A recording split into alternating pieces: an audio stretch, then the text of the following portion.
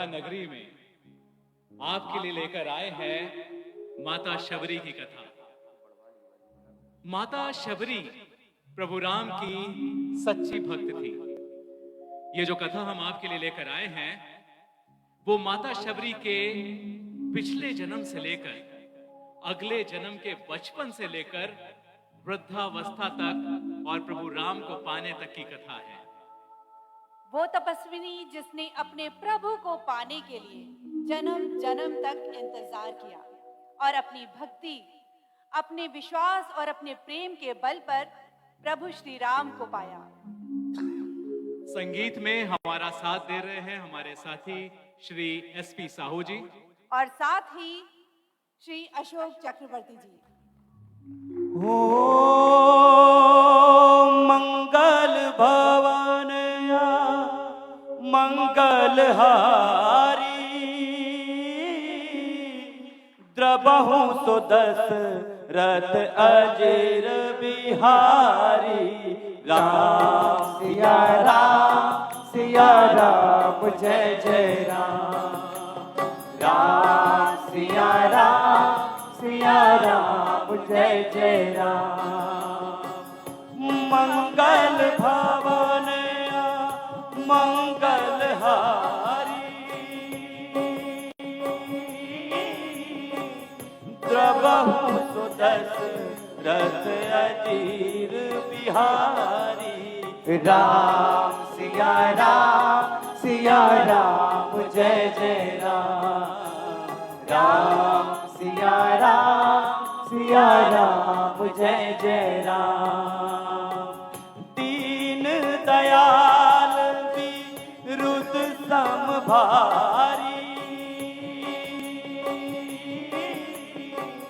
हरहु नाथ मम संकट भारी। राम सिया राम जय जय राम। राम सिया राम जय जय राम।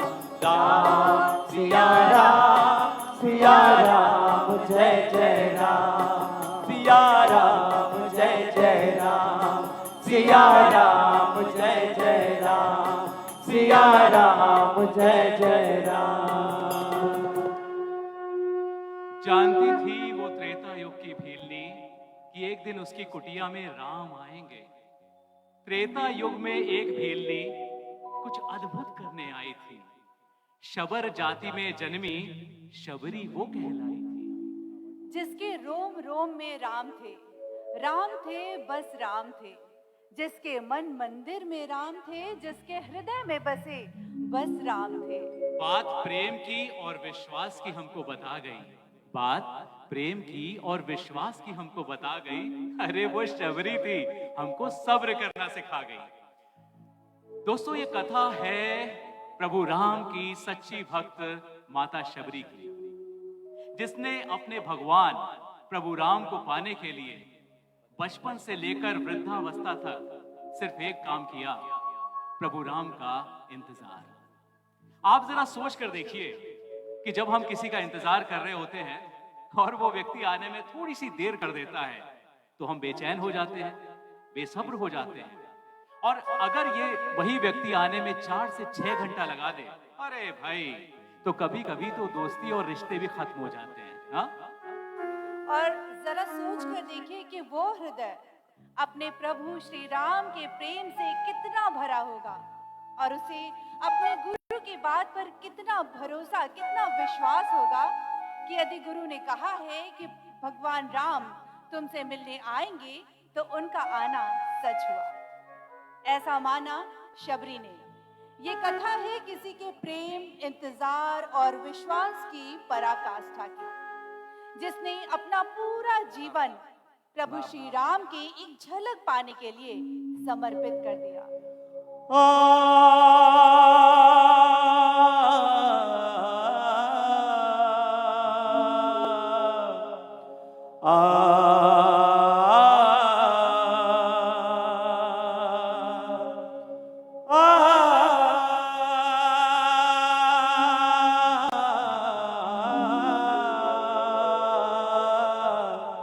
चलिए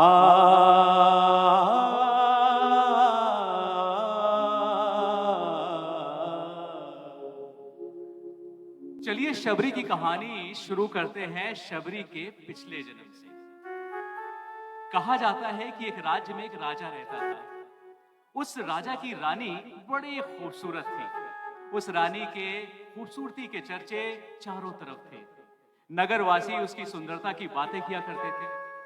पर आपको बताऊं कि वो रानी बाहर से जितनी खूबसूरत थी, उसका दिल भी उतना ही सुंदर था। मन बिल्कुल मंदिर की तरह निर्मल और पवित्र था। पर उस रानी का दिल हमेशा भगवान में रमा रहता था। वो हमेशा चाहती थी कि साधु संतों के साथ भजन कीर्तन करती रहे। और हुआ यूं कि एक रोज एक दिन राजा और रानी अपने राज्य से कहीं दूर एक नदी के किनारे एक बड़े से मेले में गए हुए थे। क्योंकि भाई वो राजा और रानी थे, तो उनके ठहरने की, उनके रहने की उचित व्यवस्था की गई थी। तो रानी जी जहां रह रही थी, वहां की खिड़की से उन्होंने देखा कि नदी के किनारे कुछ साधु संत हैं जो भगवान के लिए भजन कीर्तन कर रहे हैं। उनको देखकर उनका भी मन हुआ कि चलो मैं भी इनके साथ भजन कीर्तन करूं।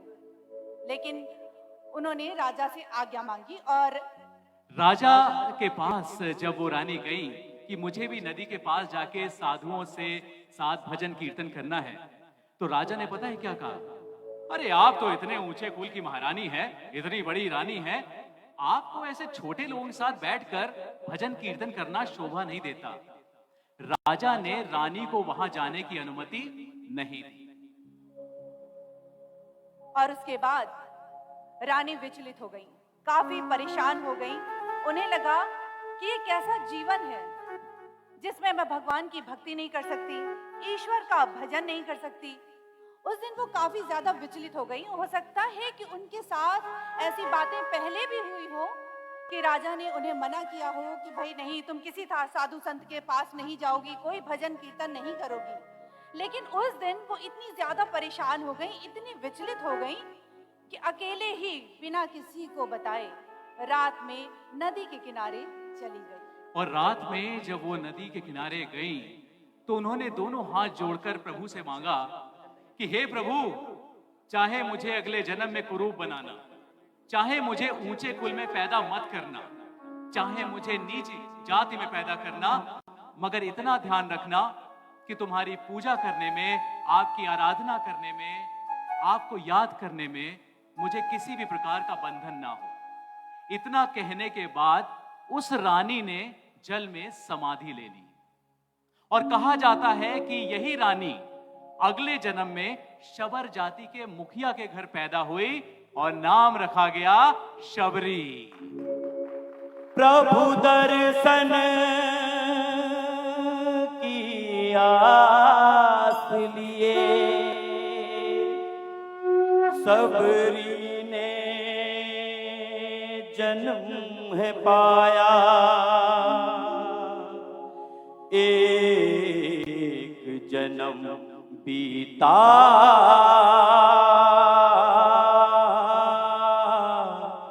दूजा जन्म है आया।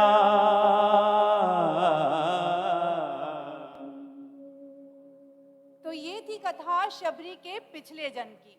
और आइए अब शुरू करते हैं कथा शबरी के इस जन्म की। तो भाई शबरी पैदा हुई भील आदिवासी परिवार के मुखिया अज और उनकी धर्म पत्नी इंदुमती के घर। उनके कबीले में, उनके परिवार में एक पुत्री ने जन्म लिया जिसका नाम रखा गया श्रमणा। जी हाँ, शबरी का जो वास्तविक नाम था वो श्रमणा था।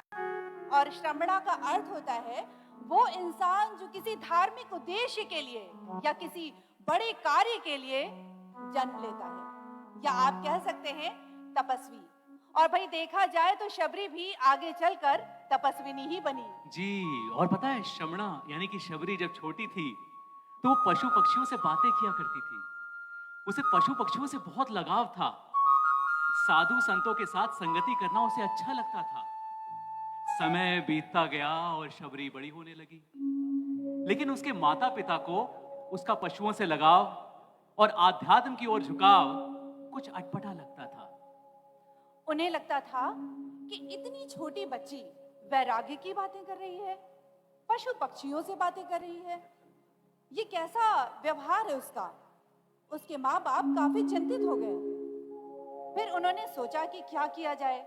उन्होंने अपने कबीले के कुछ शुभचिंतकों को, कुछ अपने पंडितों को बुलाया और पूछा कि भाई क्या बात है, हमारी बेटी इतनी अलग क्यों है, क्यों उसका व्यवहार इतना अलग है। उस समय तो भाई किसी ने कुछ नहीं कहा, लेकिन कुछ समय बाद उस कबीले में एक पंडित आए और उन्होंने कबीले के मुखिया को बताया कि आपकी बेटी आगे चलकर सन्यासिनी बन जाएगी। भाई इस बात से माँ बाप को घोर चिंता हुई, बहुत परेशान हो गए कि भाई एक मेरी बेटी वो आगे चलकर तपस्विनी बन जाएगी, सन्यासिनी बन जाएगी। तो उन्होंने भाई सोचा कि क्या किया जाए, क्या किया जाए। फिर उन्होंने एक उपाय सोचा, क्यों ना मैं अपनी बेटी का विवाह तय करा दूं, तो शायद सब कुछ ठीक हो सकता है। तो इसके बाद श्रमणा यानी कि शबरी का विवाह तय हो गया। भाई घर परिवार वाले एकदम खुश, घर में खुशियां मनाई जाने लगी।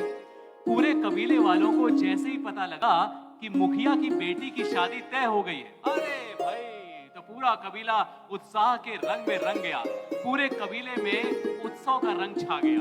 और वो भी क्यों ना, कबीले के मुखिया की बेटी का विवाह जो होने वाला था, सारा कबीला उत्साह के रंग में रंग गया। और कहते हैं ना कि जब बेटी का विवाह होने वाला होता है तो माँ बाप का प्यार जो होता है वो कलेजे तक आ जाता है।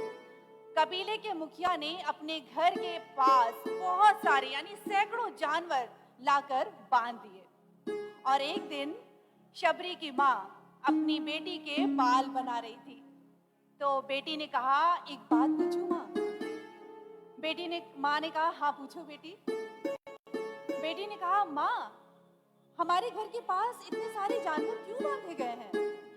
तो माँ ने कहा, अरे बिटिया, तुम्हारा विवाह जो होने वाला है, इन सभी जानवरों का, इन सभी पशु पक्षियों का भोज बनेगा, क्योंकि जो अतिथि आएंगे तो इन्हीं पशुओं का भोज तो बनेगा। पशुओं का भोज? पशुओं का भोज? ये सुनकर श्रमणा के पैरों तले जमीन खिसक गई। वो बहुत परेशान हो गई, बहुत विचलित हो गई, क्योंकि उसे पशुओं से, जानवरों से बहुत ज्यादा प्यार था। वो बोली, नहीं माँ नहीं, ऐसा मत करो, इतने सारे जानवरों को मत मारो। और दौड़कर अपने पिताजी के पास गई। वो दौड़कर अपने पिताजी के पास गई और अपने पिताजी से कहा कि पिताजी, इतने सारे जानवर, इतने मासूम जानवर, इनको बांधा गया है, इनको मारा जाएगा, ये ठीक नहीं है। उसके पिता ने पता है क्या कहा? उसके पिता ने कहा, अरे बेटी, ये तो हमारे सम्मान की बात है। शबरी ने पूछा, सम्मान की बात? हाँ भाई, कबीले के मुखिया की बेटी की शादी है, इतने सारे लोग आएंगे, और तुम क्या चाहती हो कि लोग ये कहें कि मुखिया ने अपनी बेटी की शादी में हमारा सही से आदर सत्कार नहीं किया? ये चाहती हो तुम कि मेरी बेइज्जती हो? शबरी ने कहा, नहीं पिताजी, मैं कभी नहीं चाहती कि आपकी बेइज्जती हो, लेकिन इतने प्यारे प्यारे मासूम जानवरों ने, इतने भोले जानवरों ने किसी का क्या बिगाड़ा है? कृपा करके इन्हें छोड़ दीजिए, इन्हें मत मारिए।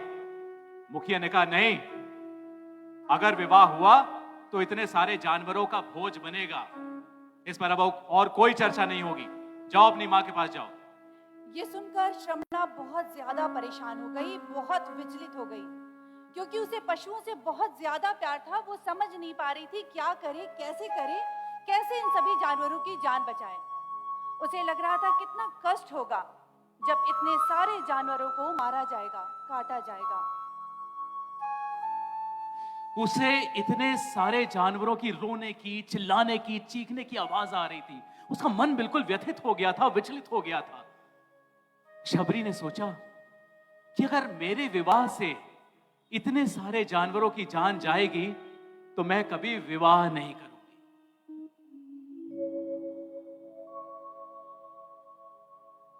इस पर हिंदी कवि नरेश मेहता कहते हैं,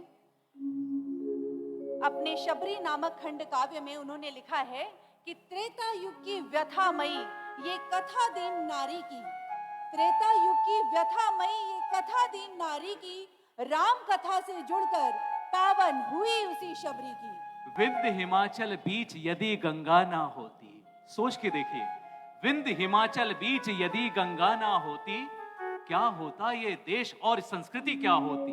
वन्य जातियां तब भी थी आखेट आदि ही करती, वन्य जातियां तब भी थी आखेट आदि ही करती, पशु पक्षी मछली पर अपना जीवन यापन करती। ऐसी ही थी शबर जाति जो विंध्य वनों में रहती, ऐसी ही थी शबर जाति जो विंध्य वनों में रहती, मानवता से दूर जाति ये अपने में ही रहती। श्रमणा नामक शबरी भी ऐसा ही जीवन जीती, श्रमणा नामक शबरी भी ऐसा ही जीवन जीती, उसे घृणा थी पशु हिंसा से, पर क्या कर सकती थी। घोर वितृष्णा घिराई श्रमणा शबरी के मन में, घोर वितृष्णा घिराई श्रमणा शबरी के मन में, त्यागो ये परिवार मोह यदि करना कुछ जीवन में।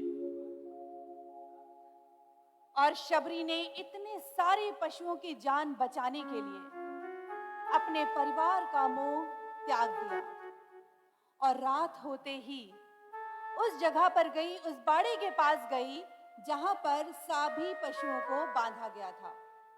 और वो चुपके से आधी रात के बाद जाकर उसने क्या किया कि उसने सभी जानवरों को आजाद कर दिया, उनके बंधन काट दिए।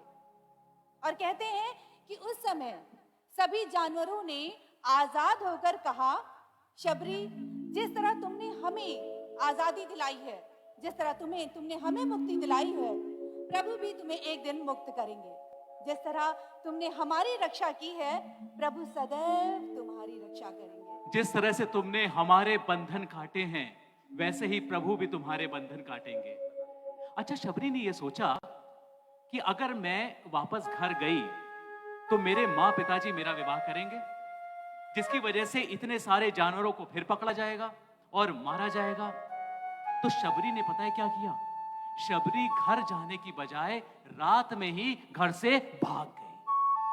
अब आप लोग जरा सोच कर देखिए ये बात कि एक 10-12 साल की बच्ची कितनी बहादुर होगी कि वो आधी रात को ही अपना घर छोड़कर जंगल में भाग गई। और उससे भी बड़ी बात कि उसकी सोच अपनी उम्र से कितनी अधिक बड़ी होगी कि उसने इतने सारे पशुओं का दर्द समझा और उनकी जान बचाने के लिए अपनी जान दांव पर लगा दी। वो जंगल में भागती जा रही थी, भागती जा रही थी, भागती जा रही थी, बिना इस बात की परवाह किए कि जंगल में जंगली जानवर भी हो सकते हैं। बच्चों जरा सोच के देखो, जान को खतरा भी हो सकता है। बिल्कुल सही। बच्चों जरा सोच के देखो, 10-12 साल की बच्ची अंधेरी रात में जंगल में जा रही है बिना इसकी परवाह किए कि उसकी जान को खतरा हो सकता है। अच्छा, ये बात तो सच है कि जो प्रभु का सच्चा भक्त होता है, जिसके दिल में प्रभु बसते हैं, भगवान बसते हैं, प्रभु भी उसकी पग पग पर रक्षा करते हैं। हाँ, तो शबरी चलती जा रही थी बिना किसी डर के। जा पर कृपा राम की होई, जा पर कृपा राम की होई, ता पर कृपा करे सब कोई।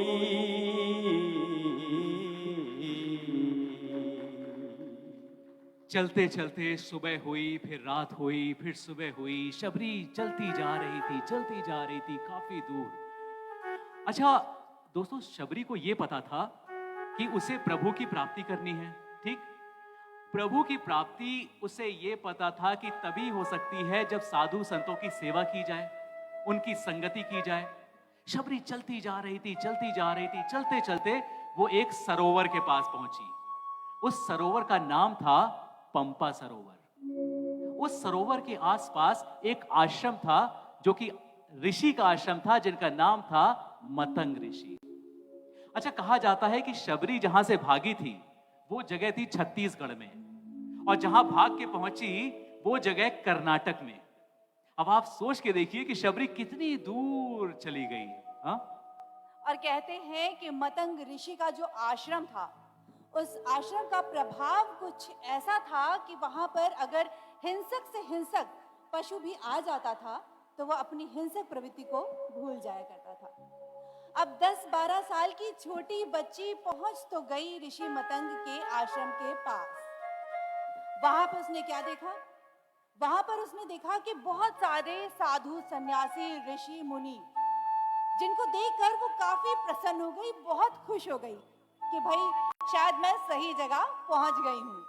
लेकिन उसके मन में कहीं ना कहीं थोड़ी सी झिझक थी। और वो झिझक किस बात की थी? वो इस बात की थी कि कहीं वो साधु सन्यासी उसे स्वीकार करेंगे या नहीं करेंगे। लेकिन मन में सेवा भाव था और उसे ये भी पता था कि प्रभु से जुड़ने का मार्ग उसे यहीं से मिलेगा। तो उसने एक युक्ति सोची। उसने क्या सोचा? उसने सोचा क्यों ना मैं छुपकर इन साधु संतों की सेवा करूं। तो वो क्या करती थी कि आधी रात के बाद यानी भोर होने से पहले आश्रम वासियों के उठने से पहले उठ जाती थी और पूरे आश्रम की सफाई में जुट जाती थी। और जैसा कि मैंने बताया था कि वहां पास में सरोवर था, तो आश्रम से लेकर सरोवर तक का जो मार्ग था उसको साफ कर दिया करती थी, कंकड़ पत्थर कांटे हटा दिया करती थी। अच्छा, शबरी देखा करती थी कि साधु सन्यासियों को भोजन बनाने के लिए, हवन करने के लिए लकड़ियों की जरूरत होती है। तो वो क्या करती थी कि जंगल से लकड़ियां बटोर कर ले आती थी और उनके छोटे छोटे गट्ठर बनाकर अलग अलग जगह रख दिया करती थी। भाई पहले दिन जब ऐसा हुआ कि साधु संत उठे, उन्होंने देखा सारे काम अपने से हो रहे हैं, क्या बात है। सब एक दूसरे को देखकर आश्चर्यचकित हो गए, तुमने किया, तुमने किया, तुमने किया। सब नहीं नहीं मैंने नहीं किया, मैंने नहीं किया, चलो ठीक है। जब कई दिन तक ऐसा लगातार होने लगा कि भाई ये काम कर कौन रहा है, ये इतने घने जंगल में संतों के काम अपने आप कैसे हो रहे हैं, किसी को कुछ समझ में नहीं आ रहा था और सारा काम अपने से हो रहा था। और पता है, शबरी को छुप कर ही सही लेकिन साधु संतों की सेवा करने में बड़ा आनंद आ रहा था।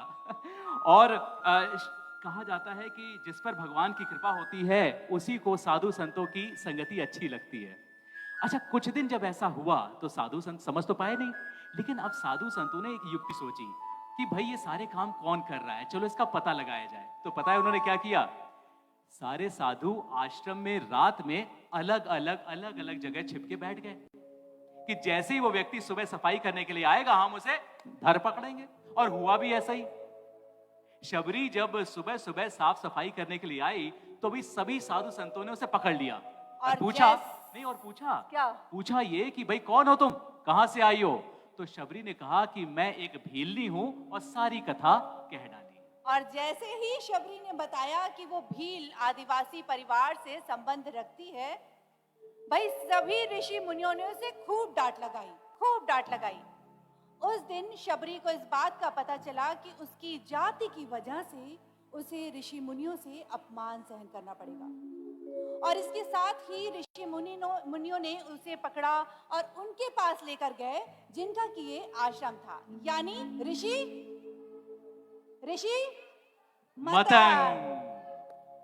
मतंग ऋषि को देखकर शबरी बोली, प्रभु दर्शन से मेरा जीवन कृतार्थ हुआ, प्रभु के दर्शन से मेरा जीवन कृतार्थ हुआ। मैं शबर जाति की श्यामा हूँ, प्रभु सेवा मेरा इष्ट हुआ। क्या आत्मा की उन्नति है उच्च वर्ग तक ही सीमित?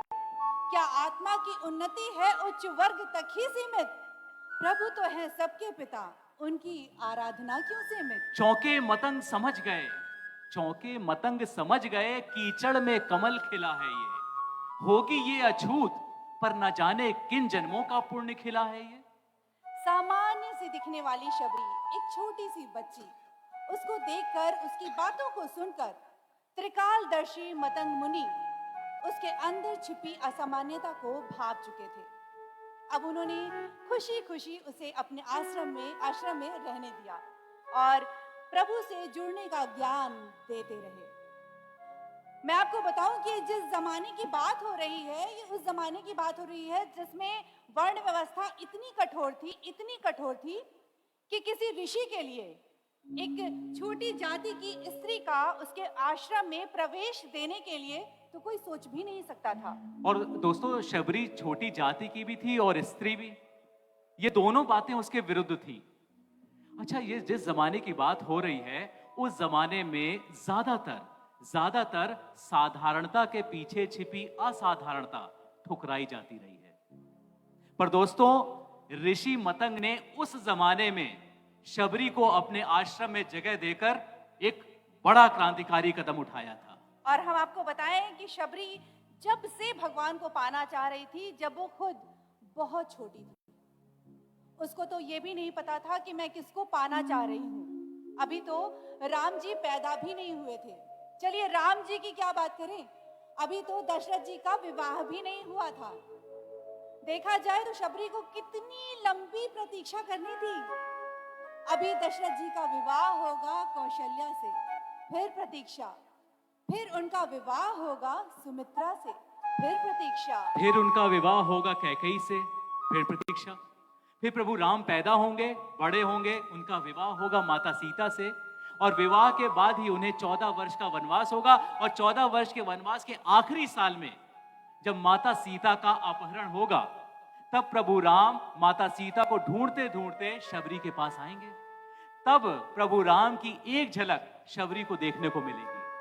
और आप सोचिए, प्रभु राम की उस एक झलक को पाने के लिए शबरी ने पिछले जन्म से लेकर इस जन्म के बुढ़ापे तक इंतजार किया। और एक हम लोग अगर अपनी बात करें तो एक हम हैं, अगर हम कुछ पाना चाहते हैं और वो चीज हमें कुछ दिन, कुछ महीनों और कुछ वर्षों में नहीं मिलती, तो हम क्या करते हैं? छोड़ देते हैं, अपना धैर्य विश्वास खो देते हैं। लेकिन शबरी इस बात की मिसाल है कि अगर हम प्रभु की भक्ति सच्चे हृदय से करें, सच्चे दिल से करें, तो प्रभु भी हमसे मिलने अवश्य आएंगे। ये बात तो तय है। राम भजा सोई जीता जग में, राम भजा सोई जीता रे। बोलो राम राम राम, बोलो राम राम राम, बोलो राम राम राम, बोलो राम राम राम, बोलो राम राम राम, बोलो राम राम राम, बोलो राम राम राम, बोलो राम राम राम, बोलो राम राम राम, बोलो राम राम राम, बोलो राम राम राम। शबरी ने भी अपने गुरु मतंग की सेवा करने में कोई कसर नहीं छोड़ी। शबरी अपने आश्रम के सारे काम किया करती थी। मतंग ऋषि भी शबरी को अपनी बेटी की तरह मानते थे और उसका पूरा ख्याल रखते थे। धीमे धीमे समय बीतता गया और मतंग ऋषि वृद्ध होते गए। अब मतंग ऋषि के देवलोक जाने का समय आ गया। एक दिन ऐसा हुआ कि मतंग ऋषि ने देवलोक जाने का निश्चय कर लिया। शबरी भी उनके साथ जाने की जिद करने लगी। वो उनका हाथ पकड़कर कहने लगी, गुरुजी, आप कहाँ जा रहे हैं? आप कब वापस आएंगे? मतंग ऋषि ने कहा, बेटी मैं जहां जा रहा हूं वहां से वापस नहीं आते। शबरी रोते हुए कहने लगी, मेरा ध्यान कौन रखेगा गुरुजी? मैं किसके सहारे रहूंगी? मतंग ऋषि ने कहा, राम तुम्हारी चिंता करेंगे, राम तुम्हारा ध्यान रखेंगे, तुम राम के सहारे रहना।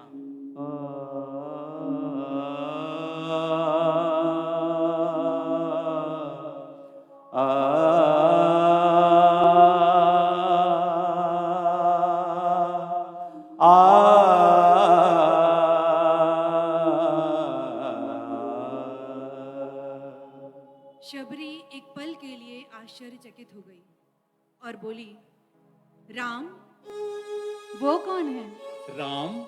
अरे राम तो भगवान हैं, वो तुम्हारे सारे अच्छे कर्म का फल देंगे। शबरी इतना अवश्य जानती थी कि गुरु का कथन सत्य होकर रहेगा। उसने पूछा, मेरे प्रभु, मेरे राम, मेरे भगवान कब आएंगे? अरे जन्म मरण से परे जब भगवान को जरूरत पड़ी तो प्रहलाद के लिए खंबे से भी बाहर आ गए थे। तू परेशान मत होना, तू उनका इंतजार करना, वो कभी भी आ सकते हैं। गुरुजी, मैं उन्हें किस तरह ढूंढूंगी?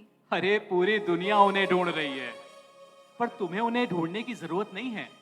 अरे तू तो इतनी भाग्यशाली है कि प्रभु राम खुद तुम्हारे पास आएंगे, और ना सिर्फ आएंगे बल्कि तुम्हें भक्ति का ज्ञान भी देंगे।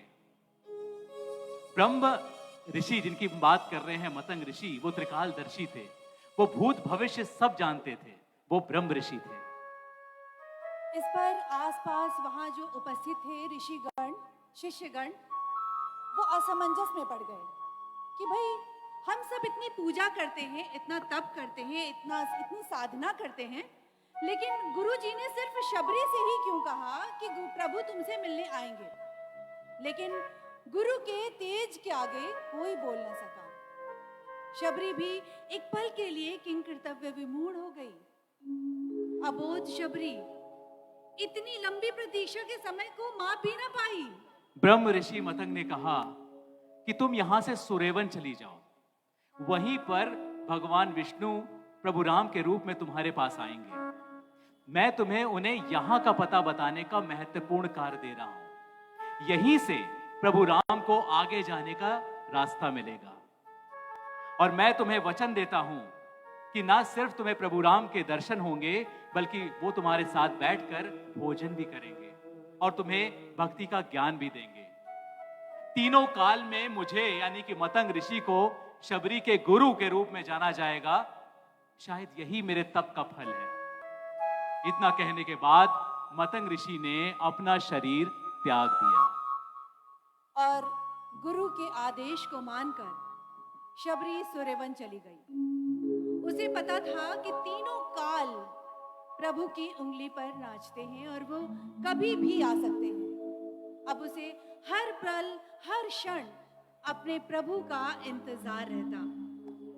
दोस्तों, मैं आपको बताऊं कि कर्नाटक राज्य के रामदुर्ग शहर से लगभग 15 से 20 किलोमीटर की दूरी पर आज भी शबरी कोला नाम की एक जगह है, जहां कहा जाता है कि माता शबरी ने यहीं पर पूरे जीवन भर प्रभु श्री राम का इंतजार किया।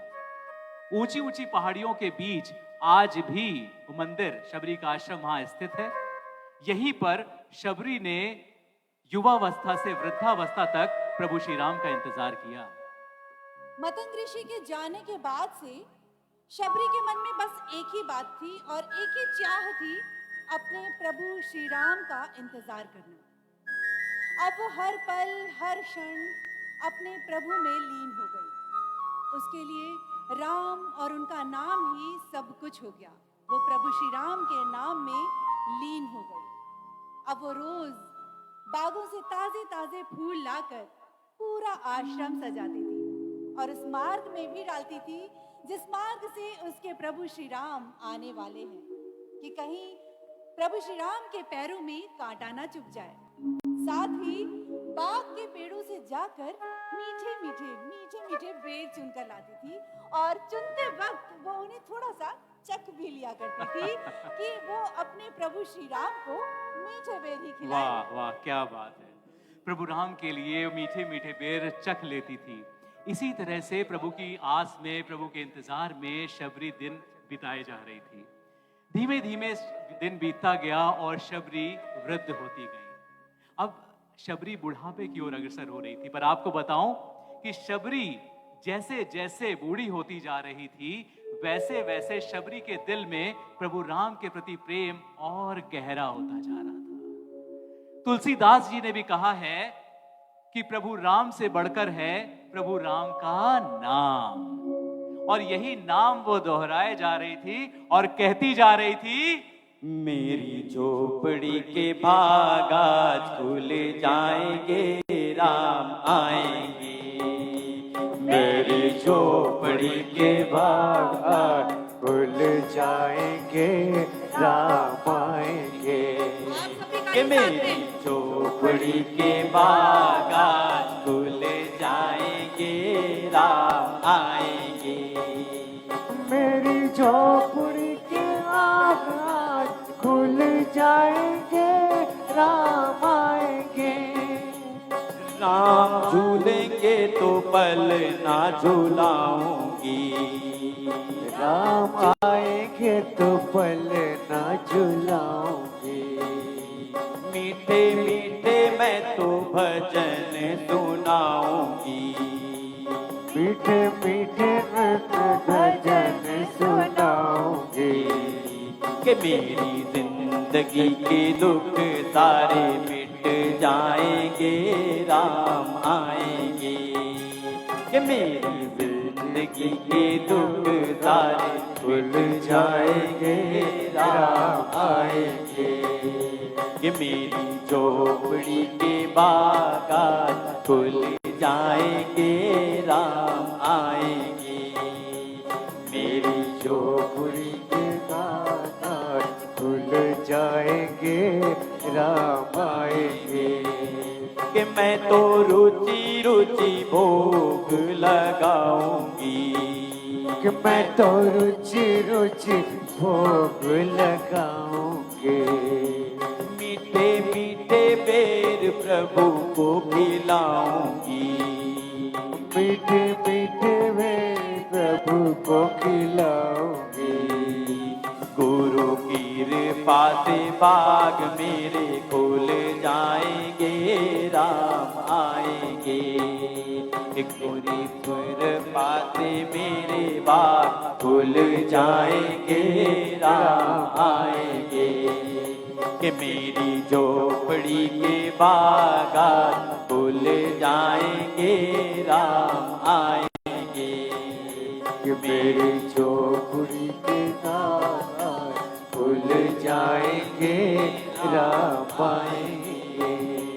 राम आएंगे, राम आएंगे, राम आएंगे। बरसों की प्रतीक्षा के बाद अब वो घड़ी आने वाली थी जब प्रभु राम अपने भाई लक्ष्मण के साथ शबरी के आश्रम पहुंचने वाले थे। चलिए कहानी शुरू करते हैं शबरी के आश्रम पहुंचने से जरा पहले से। और शबरी के आश्रम पहुंचने से लगभग 10 मील पहले एक अरण्य था जिसका नाम था क्रौंचारण्य। अरण्य का अर्थ हमें लगता है आप सबको पता ही होगा कि अरण्य का अर्थ होता है जंगल। और क्रौंच एक तरीके का उस समय पक्षी हुआ करता था और उस जंगल में क्रौंच पक्षियों की संख्या जो थी वो बहुत ज्यादा थी, इसलिए उस जंगल का नाम था क्रौंचारण्य। और उस जंगल में एक राक्षस रहता था बहुत ही ज्यादा भयंकर, जिसका नाम था कबंध। कबंध राक्षस खतरनाक। वो ऐसा राक्षस था जिससे सभी खौफ खाते थे। उस राक्षस का मैं आपको बताऊं कि असली नाम दानव था। दानव वो राक्षस नहीं था, एक गंधर्व था। पर एक ऋषि जिनका नाम था स्थूलशिर, उसके साथ उसने उत्तंडता की थी, जिसकी वजह से उस ऋषि ने कबंध के दोनों पैर काट दिए थे। इतना होने के बाद भी उस कबंध की दुष्टता कम नहीं हुई और उसने इंद्र भगवान को रुष्ट किया, जिसकी वजह से इंद्र भगवान ने उसके सर और धड़ को, गर्दन को उसके पेट के अंदर डाल दिया। जरा सोच के देखिए कि उसके पेट में 2 बड़ी बड़ी आंखें सुलगती हुई और मुंह से जीभ लपलपाती हुई बाहर की तरफ निकल रही। ये कबंध, इसके हाथ लगभग 10 मील लंबे कर दिए। अब आप जरा सोच के देखिए कि वो राक्षस जिसके हाथ इतने बड़े और वो जंगल में जितने भी जानवर थे उस राक्षस से दहशत, खौफ खाते और वो दोनों हाथों से जानवरों को पकड़ पकड़ कर खा जाया करता था। जब प्रभु राम और लक्ष्मण वहां से गुजरे तो उनको देखकर कबंध बहुत खुश हुआ कि क्या बात है, आज तो 2 मानव मेरा आहार बनेंगे। और उसने क्या किया कि अपने 8 मील लंबे हाथों से राम और लक्ष्मण को लपेट लिया और लपेटकर को अपने मुंह की तरफ लाने की कोशिश करने लगा, लेकिन सिर्फ कोशिश, क्योंकि उसके हाथ इतने भारी हो गए कि वो अपने हाथों को हिला भी नहीं पा रहा था। फिर वो गुस्से में बोला, कौन हो तुम लोग? क्या तुम्हें मुझसे डर नहीं लग रहा? इतने निडर होकर मेरे सामने कैसे खड़े हो? और जोर लगाकर अपने हाथों को अपने मुंह की तरफ लाने की कोशिश करने लगा। तभी राम और लक्ष्मण ने उसके दोनों हाथ काट दिए। दोनों हाथ कटकर खून से लथपथ जमीन पर तड़प रहे थे। और इतना होने के बाद कबंध की जो पकड़ थी वो कमजोर होती गई और चेहरे पर एक मुस्कान फैल गई। अब कबंध ने कहा कि मैं आज धन्य हो गया। इस स्थूलचर ऋषि ने मुझे श्राप दिया था और यह बताया था कि जब भगवान विष्णु प्रभु राम के रूप में आकर तुम्हारा हाथ काटेंगे तब तुम्हारा उद्धार होगा। प्रभु आप मुझ पर कृपा कीजिए कि अब मेरे इस देह का अंतिम संस्कार कर दीजिए, इसे अग्नि में भस्म कर दीजिए ताकि मैं अपने गंधर्व रूप को पुनः प्राप्त कर सकूं। इस पर लक्ष्मण ने उस अरण्य में चिता बनाई और उसके शरीर को उस चिता पर रख कर अग्नि दी। अग्नि से जैसे ही ज्वाला निकली, एक गंधर्व अपने सुंदर मनमोहक रूप में प्रकट हो गया और उसने दोनों हाथ जोड़े राम और लक्ष्मण के आगे और बोला, प्रभु आप किस कारणवश इस अरण्य में आए हैं और आप किसे ढूंढ रहे हैं? जैसे ही उसे पता लगा कि प्रभु राम माता सीता को ढूंढ रहे हैं, कबंध ने कहा कि आप यहां से कुछ दूर एक जगह जहां सुरेवन है वहां चले जाइए। वहां माता शबरी आपको आगे जाने का रास्ता बताएंगी और सुग्रीव से आपकी भेंट होगी। सुग्रीव अपने भाई बाली की डर से यहां छिपा हुआ है। उसे इस जगह के बारे में सब कुछ पता है। वो आपको बता सकेगा कि वो दुष्ट रावण माता सीता को लेकर कहां गया है। सुग्रीव पत्नी खोने का दुख जानते हैं क्योंकि उनकी खुद की पत्नी को उनके भाई ने बलपूर्वक उठाकर उनसे ब्याह रचा लिया है। और बोला कि यदि आप सुग्रीव से मित्रता करते हैं तो वो मां सीता को ढूंढने में आपकी मदद करेगा। और इतना कहकर कबंध आकाश की ओर उड़ गया। राम और लक्ष्मण मां सीता की खोज में आगे बढ़ गए। आज भी कबंध का समाधि स्थल मां शबरी के आश्रम से लगभग 10 मील पहले स्थित है। क्योंकि दोस्तों शबरी हर समय प्रभु राम का नाम लिया करती थी, इसलिए कहा जाता है कि उसके तप का ऐसा प्रभाव था कि उसके आश्रम के चारों तरफ जो वातावरण था और वृक्षों से प्रभु राम का नाम गूंजता था। श्री राम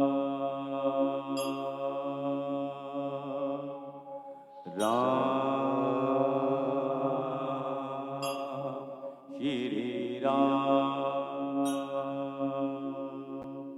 राम जय राजा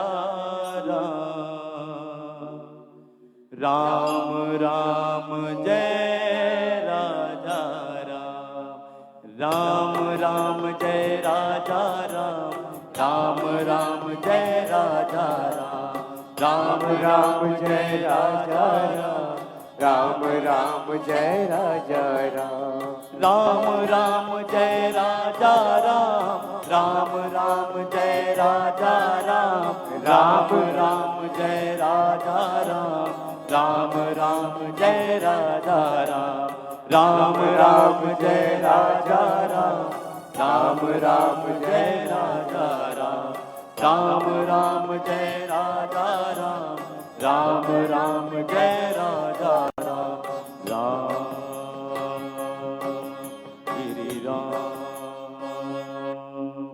श्री राम। इस राम के नाम की गूंज को सुनकर प्रभु राम और लक्ष्मण को एहसास हो गया कि माता शबरी का आश्रम यहीं कहीं पर है। इस तरह से प्रभु राम और लक्ष्मण माता शबरी के आश्रम में पहुंच गए, माता सीता की खोज में। अच्छा, वहां पर प्रभु राम और लक्ष्मण के आने की खबर तो किसी को नहीं थी। जैसे ही शबरी ने देखा कि प्रभु राम और लक्ष्मण सामने हैं, वो तेजी से चकर गई और प्रभु के चरणों में शीश नवाया। मतंग ऋषि ने जैसा जैसा वर्णन किया था प्रभु श्री राम का, शबरी ने बिल्कुल वैसा ही पाया। शबरी अपने प्रभु श्री राम को पहचान चुकी थी। वो एकटक बस अपने प्रभु श्री राम को देखे जा रही थी और उसकी आंखों से झरझर आंसू बह रहे थे। वो उनके चरण पकड़कर बोली, जानते हो राम, कब से तुम्हारी प्रतीक्षा कर रही हूं। नहीं पता था तुम कौन हो, कब आओगे, लेकिन मुझे अपने गुरु की बात पर विश्वास था कि जब गुरु ने कहा है तो मेरे प्रभु मुझसे मिलने जरूर आएंगे। प्रभु राम शबरी की बातों को बड़े ध्यान से सुन रहे थे और बड़ा खुश हो रहे थे। शबरी ने प्रभु राम से कहा कि आप दोनों मेरी कुटिया में चलिए। प्रभु राम और लक्ष्मण शबरी की कुटिया में गए। वहां पर शबरी ने उनको आसन ग्रहण करने को कहा। तुलसीदास जी कहते हैं, अधम ते अधम अधम अति नारी, अधम ते अधम अधम अति नारी, तिनमह मैं मतिमंद घारी। अर्थात शबरी बड़े प्रेम से हाथ जोड़कर प्रभु श्री राम से बोली, प्रभु मैं तो जड़ बुद्धि हूँ, छोटी जाति की हूँ। मुझे नहीं पता कि मैं किस तरह से आपसे बातें करूं। आपके दर्शन का सौभाग्य तो मेरे गुरु को भी नहीं हो पाया था। राम बड़ी शांति से शबरी की बातों को सुन रहे थे और उसकी निष्कपटता और निष्कलुषता से प्रभावित हो रहे थे। सामान्य सी दिखने वाली शबरी के भीतर छिपी असामान्यता को उन्होंने शीघ्र पहचान लिया था। प्रभु राम मुस्कुराए और बोले, कह रघुपति सुनु भामनी बाता, कह रघुपति सुनु भामनी बाता, मानव एक भगति करनाता। अर्थात, हे भामनी सुनो, मैं तो सिर्फ भक्ति का भाव ही जानता हूं, अन्य किसी बात से तो मेरा सरोकार नहीं। भले ही शबरी भील जाति की थी, लेकिन संस्कारों में वो किसी ब्राह्मण से कम नहीं थी। वो हाथ जोड़कर प्रभु से बोली, जानते हो राम, कब से तुम्हारी प्रतीक्षा कर रही हूं। नहीं पता था तुम कौन हो, कब मिलोगे, कब आओगे।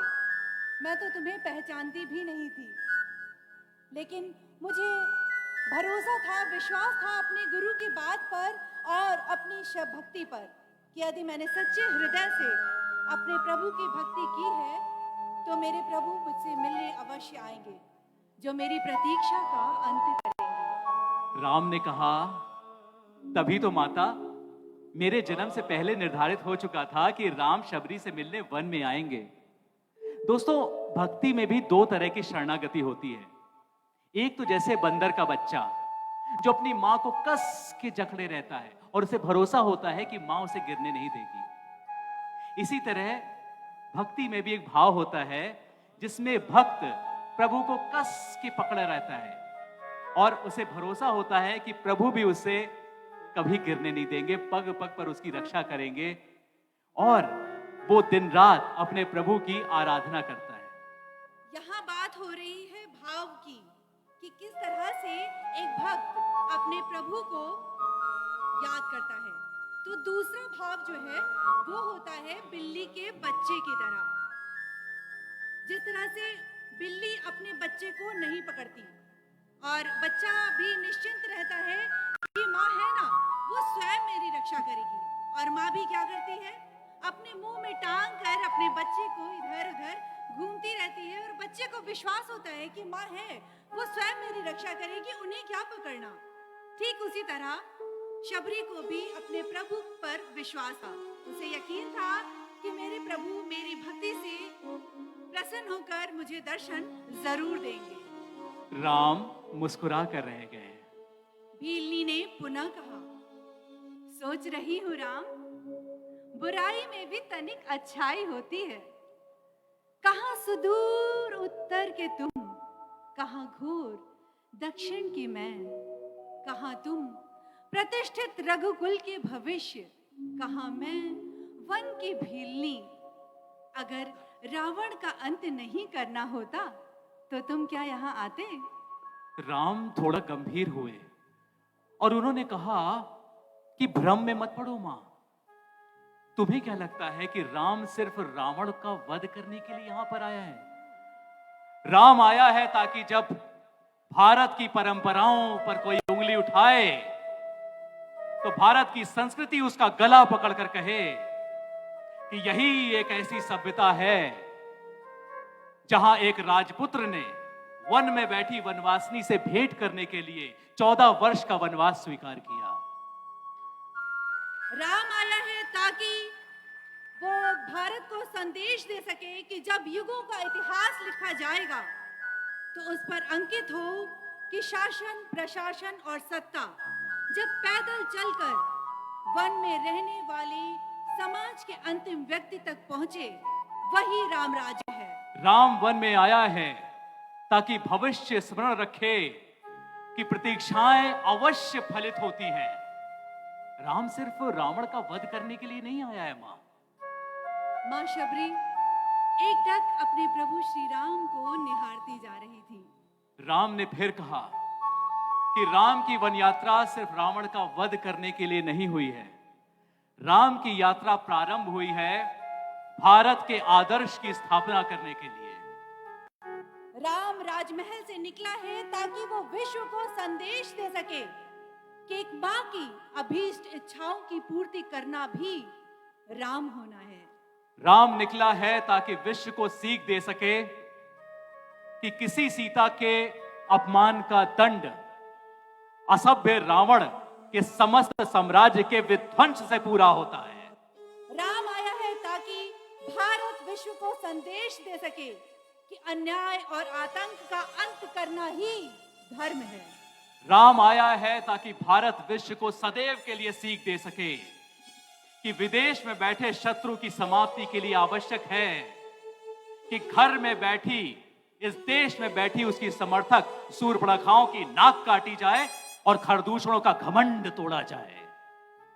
राम आया है ताकि युगों को बता सके कि रावणों से युद्ध केवल राम की शक्ति से नहीं बल्कि वन में बैठी वनवासिनी शबरी के आशीर्वाद से जीते जाते हैं। राम सिर्फ रावण का वध करने के लिए नहीं आया है मां। राम के इन वचनों को सुनकर मां शबरी एकटक अपने प्रभु श्री राम को निहारती जा रही थी और उन्होंने बात बदलकर बोली, बेर खाओगे राम? खाए बिना जाऊंगा भी नहीं मां। मां शबरी बेरों से भरी डलिया लेकर प्रभु श्री राम और लक्ष्मण के पास आई और उन्हें मीठे मीठे बेर खिलाने लगी। प्रभु श्री राम भी उतने ही भाव, उतने ही प्रेम से उन बेरों को खाने लगे। इस पर नजर पड़ी लक्ष्मण की उन बेरों पर। उसने मुंह बनाया और बोले, भैया ये बेर झूठे हैं, आप इन्हें कैसे खा सकते हैं? राम मुस्कुराए और बोले, नहीं लक्ष्मण, ये बेर झूठे नहीं हैं, ये बेर मीठे हैं। मां शबरी कितने प्यार से हमारे लिए इन बेरों को लेकर आई हैं और बड़े ही प्यार से उन बेरों को खाने लगे। राम राम जपते जपते राम के दर्शन पाए। चख चख बेर, चख चख बेर प्रभु को सबरी माँ ने खिलाए।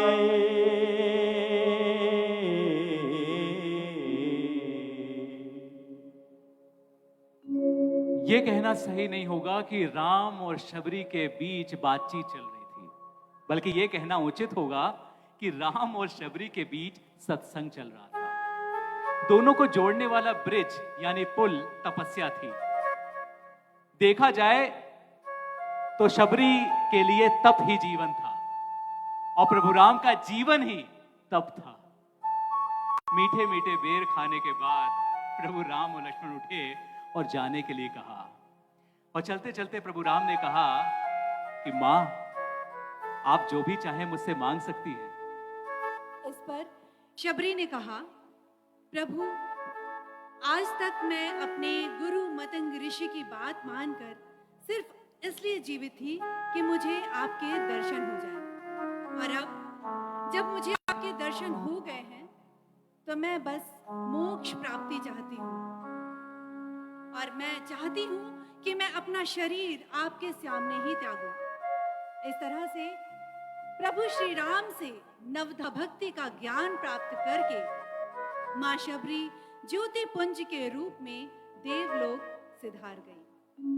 प्रभु श्री राम और लक्ष्मण मां सीता की खोज में आगे बढ़ गए। तब से रामचंद्र जी को शबरी के राम के नाम से भी जाना जाता है। वो राम जो ऋषि मुनियों को वर्षों की साधना तपस्या के बाद भी नहीं मिल पाते, वो राम शबरी की कुटिया में खुद चलकर आए, और ना सिर्फ आए बल्कि शबरी के झूठे बेर भी खाए और उसे नवधा भक्ति का ज्ञान भी प्राप्त किया। दोस्तों, शबरी का जन्म संभवतः मानव जाति को यही सिखाने के लिए हुआ था कि व्यक्ति के अंदर छिपी संभावनाओं को बाहर आने के लिए जाति, वर्ण, व्यवस्था, परिस्थितियां, किसी भी तरह का बंधन, कोई अवरोध नहीं बनते। और आज तक नियति के अनुसार जितने भी दिव्य मिलन हुए हैं, उनमें से एक है राम और शबरी का मिलन।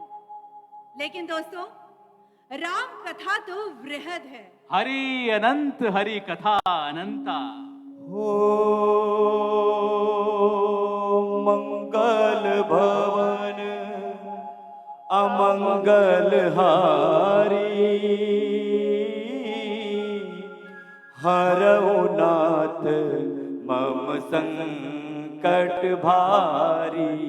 राम सिया राम, सिया राम जय जय राम। राम सिया राम, सिया राम जय जय राम। तो बोलो राम सिया राम, सिया राम जय जय राम। दीन दयाल विरुद्ध समभारी, हरहु नाथ मम संकट भारी। राम सिया राम, सिया राम जय जय राम। तो बोलो राम सिया राम, सिया राम जय जय राम। मंगल भवन मंगल हारी,